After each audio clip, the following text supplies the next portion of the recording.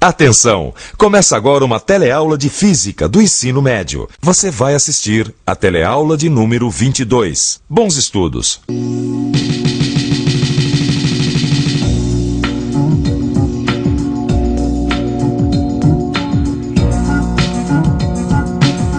A gente já aprendeu sobre os movimentos com a mecânica. Agora, você vai conhecer os principais conceitos da termodinâmica. E na teleaula de hoje, você vai começar aprendendo o que é temperatura. Vai aprender sobre a dilatação de líquidos e sólidos. E vai conhecer mais sobre o funcionamento do termômetro, suas escalas e unidades. E agora, muita atenção, que a nossa teleaula de hoje está só começando.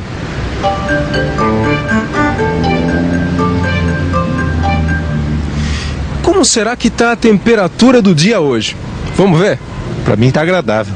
Deve estar estável. Eu acho que tá uns 20 graus, mais ou menos. Ah, tá bem. E pra você? Pra mim tá ruim. Quando a gente fala a palavra temperatura, a gente compreende essa palavra, mesmo sem nunca ter estudado. Isso acontece porque a temperatura está relacionada ao fato do dia estar quente ou frio. Mas será que é só em relação à previsão do tempo que a temperatura afeta a nossa vida diária? Folga boa, hein? Aí largado enquanto eu trabalho, né? Bonito isso. Ô, Vicente. O que foi? Sabe o que é? Acho que eu não tô me sentindo bem hoje, viu? Oh, meu Deus, o que aconteceu, cara? Não sei, eu tô sentindo uma espécie de febre. Acho que é febre. Febre, é. Deixa eu ver. Ó, Gil, eu acho que você não tá com febre não, viu? Eu acho que isso aí é onda. Levanta e vai trabalhar, meu filho. Que onda nada, Vicente. Que negócio de onda, o quê? Quem tá sentindo a febre sou eu. Aqui por dentro tá pelando, rapaz. Sabe o que é pelando? Sabe aquela sensação de tá tudo pelando, tudo Não, quente? eu já entendi, mas... Gil, acho que definitivamente você não tá com febre. Não me parece, pelo menos. Mas desde quando o tato é termômetro de temperatura? Desde quando? Eu sempre usei a mão. Ou será que é, hein, gente? Eu não sei. Não sei. A impressão que eu tenho é que a temperatura nesses dois recipientes é a mesma. Certo, então agora coloca as mãos nos recipientes das extremidades. Nossa, quanta diferença! Esse aqui a água tá bem mais fria e esse aqui a água tá bem mais quente. Claro, porque nesse recipiente foram colocadas pedras de gelo na água. E esse aqui a água foi aquecida, certo? Então agora coloca as mãos de novo nos recipientes do meio e me diz qual é a sensação. A sensação é que essa água aqui tá bem mais fria do que a água desse recipiente aqui. E, no entanto, a água nos dois recipientes está à mesmíssima temperatura, porque foram enchidos com água retirada da torneira. Você tem certeza? Eu podia jurar que eu senti uma diferença.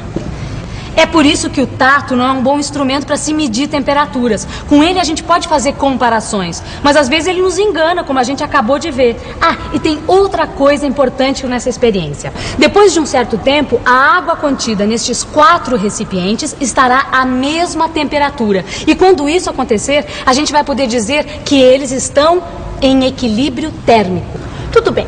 Mas se o tato, como você mesma disse, não é um bom instrumento para medir temperaturas, então se eu quiser fazer uma medida, eu preciso utilizar um termômetro? Claro, se você quiser medir a temperatura ambiente, você pode usar esses termômetros de parede. Agora, se você quiser medir a temperatura do corpo humano para saber se está ou não com febre, você tem que usar um termômetro clínico. Mas nesses dois casos, o importante é que o termômetro esteja em contato com um objeto cuja temperatura se quer medir. E é preciso esperar alguns minutos para que seja atingido o equilíbrio térmico. Agora eu entendi por que a gente precisa ficar alguns minutinhos com o termômetro debaixo do braço. Os termômetros mais comuns são formados por um tubo de vidro oco, onde é impressa uma escala, chamada de escala termométrica.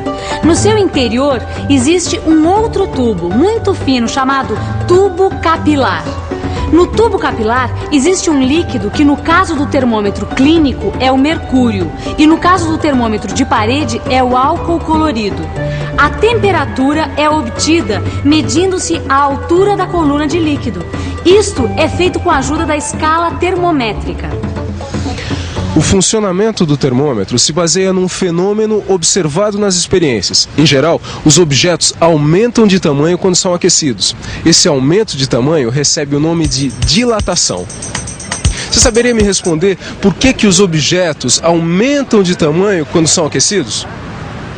Olha, Rosinha, para responder essa pergunta, a primeira coisa que a gente tem que pensar é como os materiais são formados. Mas são formados de átomos. Sim, e os átomos são pequenas partículas em constante movimento. E a gente já sabe que existe uma energia associada ao movimento, que é a energia cinética.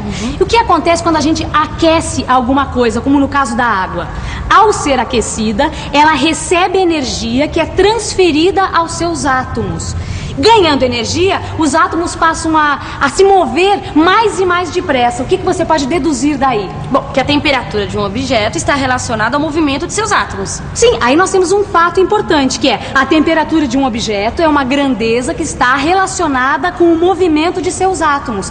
E tendo mais energia, o que acontece com os átomos? Bom, eles se afastam um dos outros e a distância média entre eles é maior. Ah, é por isso então que os objetos aumentam de tamanho. Aí nós temos uma definição muito importante. Olha só, dilatação é o aumento do tamanho de um objeto quando aquecido, em consequência do aumento da distância média dos átomos que o formam. E como é que a gente pode calcular a dilatação de um objeto? Bom, vamos pensar um pouco. Vamos pensar um pouco. Deixa eu imaginar um material. Ah, já sei. A barra de ferro de um trilho de trem. Vamos supor que essa barra tenha inicialmente um tamanho L0. Eu já sei também que quando esta barra é aquecida pelo Sol, suas dimensões vão aumentar. Isto é, aumenta o seu comprimento, a sua largura e a sua altura. E como o comprimento é a maior das dimensões, vou analisar a sua variação. As experiências mostram que a variação do comprimento ΔL é diretamente proporcional à variação da temperatura ΔT e ao comprimento inicial. Isso, agora eu já tenho como expressar isso matematicamente. Assim eu posso escrever que a variação do comprimento vai ser igual ao produto do comprimento inicial, da variação da temperatura e de alfa, que é uma constante de proporcionalidade. Que constante é essa? É chamada de coeficiente de dilatação linear e depende do tipo de material que forma o objeto. Gil, meu querido Gil, aqui está a solução para o nosso problema. Agora nós vamos saber se você está ou não com febre. E desde quando você é farmacêutico? Eu não sou farmacêutico, meu querido, mas de termômetro eu entendo tudo. Entendo. Olha aqui, com licença, não me leve a mal. Isto. Agora nós vamos botar o termômetro embaixo do seu braço e aguardar uns instantes. Sabe para quê? Para que seja atingido o equilíbrio térmico entre o seu corpo e o termômetro. Tá certo. Quando isso acontecer, ele vai indicar exatamente essa temperatura. E sabe por quê? Porque aqui dentro do termômetro, dentro de um pequeno capilar, existe um líquido que vai se dilatar. Então, como você já viu, a variação da altura da coluna é diretamente proporcional à variação da temperatura. Exatamente. E como o corpo está mais quente, então ele lhe oferece calor, tá certo? Aí o que vai acontecer? O mercúrio vai aumentar a sua temperatura, vai dilatar até que então... vai ser atingido o equilíbrio térmico, como eu estava falando. E aí nós vamos saber se você está ou não com febre. Agora, vamos lá ver então. Não. Mais um pouquinho. O fato das dimensões variarem linearmente com a temperatura é que permite a construção desses termômetros. Quando a gente mede uma temperatura, o que a gente está fazendo na realidade é comparando a altura da coluna do líquido com uma escala. E é por isso que a escala é muito importante. A escala de temperatura adotada em quase todos os países do mundo, inclusive no Brasil, é chamada escala Celsius, em homenagem ao sueco Anders Celsius que a inventou.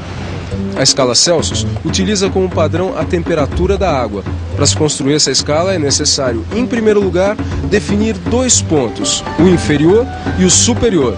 Inicialmente, coloca-se o termômetro numa mistura de água e gelo e aguarda-se que seja atingido o equilíbrio térmico. No equilíbrio térmico, a coluna atinge uma altura que vai indicar o ponto inferior da escala, definido como 0 graus Celsius, que corresponde à temperatura de fusão da água, isto é, sua passagem do estado sólido para o líquido. O ponto superior da escala é determinado colocando-se o termômetro num recipiente com água em ebulição. Novamente, aguarda-se até que seja atingido o equilíbrio térmico e a coluna pare de subir, indicando assim o outro ponto importante da escala, o ponto superior, definido como 100 graus Celsius, que corresponde à temperatura de ebulição da água. Em seguida, ela é dividida em 100 pontos, de modo que a distância entre cada ponto corresponde a 1 grau Celsius. Por isso, a escala Celsius é também chamada de centígrada. É que ela tem 100 graus Celsius, ou graus centígrados. Saberia me responder qual é a temperatura normal do corpo humano? Eu acho que é 36 graus. 36 graus Celsius, é isso? 36 graus centígrados. Eu acho que deve variar em torno de 36 graus, é isso? Nossa, rapaz, já que estranho. Que foi? Tá marcando 100 graus aqui. Que 100 graus? Você tá doido? Se tivesse com 100 graus, você 100 tava graus. frito, rapaz. Deixa eu ver aqui. Não, mas eu tô quase. Ah, não, tá explicado, tá explicado. É que esse termômetro aqui, ele não tá na escala Celsius. Ah, é? É. E como é que você sabe? Porque aqui, olha, em vez do símbolo C de Celsius, aqui tem o símbolo F, tá vendo? Grau F, ó aqui, ó. Agora, grau F? O que é isso? Essa aqui é uma outra escala, Gil. Sabe? Existem vários tipos de escala. Sei. Né? Essa escala aqui, por exemplo, ela se chama Fahrenheit, por isso que tem o F aqui na frente, tá certo? Além dessa, existem outras escalas. A escala absoluta, por exemplo, também é conhecida como escala Kelvin. Aliás, no seu livro, você vai poder ver mais detalhes sobre a escala Kelvin.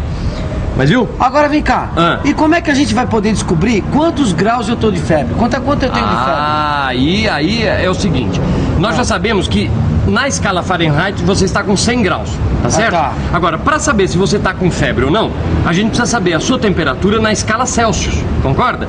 Então o que a gente vai ter que fazer? Vai ter que fazer uma correspondência entre as duas escalas. E é importante a gente lembrar que essas duas escalas, elas foram obtidas a partir do ponto de fusão e de ebulição da água, para determinar os pontos inferior e superior das duas escalas, compreende? Entendi. Assim, estabelecer a correspondência entre a temperatura Fahrenheit e Celsius é simples. Observe que na escala Fahrenheit a temperatura de fusão da água é 32 graus Fahrenheit, que corresponde a 0 graus na escala Celsius. E a temperatura de ebulição da água é de 212 graus Fahrenheit, que corresponde a 100 graus na escala Celsius.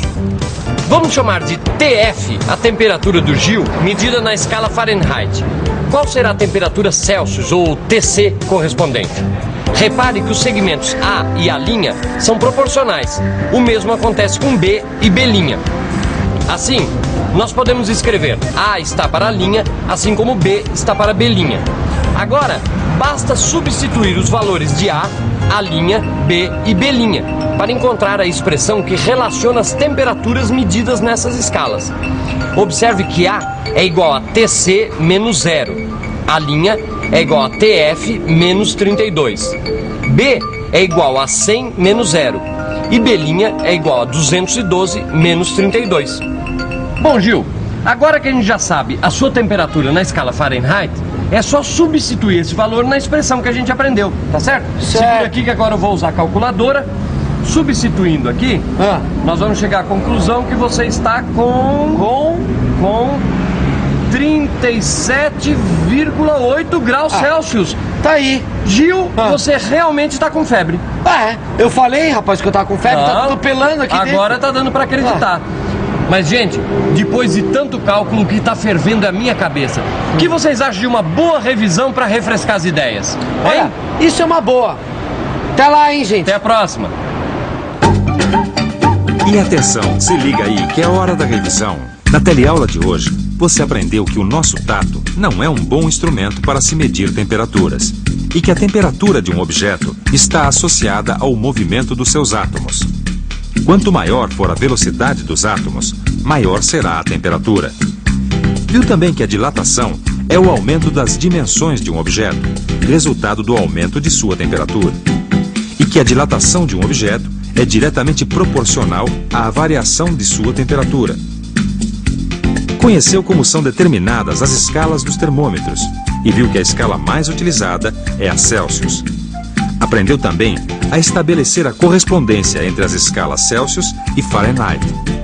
É sempre importante lembrar que no seu livro de estudos você poderá aprofundar todos os conceitos que você aprendeu na teleaula de hoje. Então, estude bastante e até a próxima. Até lá. Tchau.